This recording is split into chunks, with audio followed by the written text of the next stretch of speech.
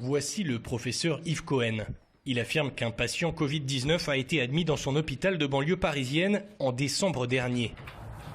Pour affirmer cela, il a étudié tous les tests ADN des patients atteints de pneumonie ayant été déclarés négatifs au virus connu dans ce centre de soins.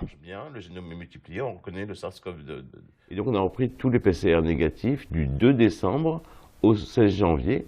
Et sur 14 patients qui étaient dans ce cas-là, une PCR a été positive au Covid-19. Le patient de 53 ans a été admis ici le 27 décembre. C'est apparemment le plus ancien cas confirmé biologiquement en Europe. Et cela permet au docteur de tirer des premières conclusions. Aujourd'hui, ce qu'on disait, c'était que les premiers cas ont apparu le 24 janvier et que la crise est apparue vers fin février, début mars. On peut dire non. Probablement, le virus était en train de se disséminer depuis décembre et donc la vitesse de dissémination est d'un mois plus longue. Et donc on peut, en cas de nouvelle épidémie, prévoir beaucoup plus tôt, dès que les premiers cas alertent le gouvernement. Le Covid-19 était donc déjà présent ici en région parisienne en décembre dernier.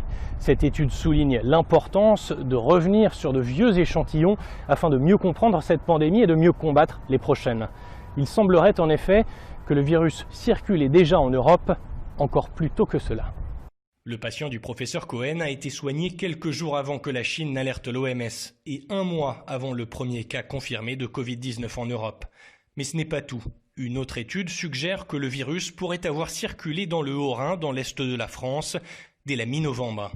Des médecins de l'hôpital de Colmar nous ont envoyé ces scanners de poumons. Celui de droite présente selon eux des anomalies typiques du Covid-19, similaires à celui-ci d'un patient atteint du Covid-19.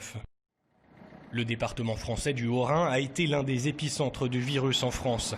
Des chercheurs du CNRS estiment que le seuil épidémique a été franchi ici fin janvier, 2 mois avant la décision de confiner la population française. Il y a eu un problème au sein du réseau du système de santé français car il n'a pas pu donner l'alerte plus tôt.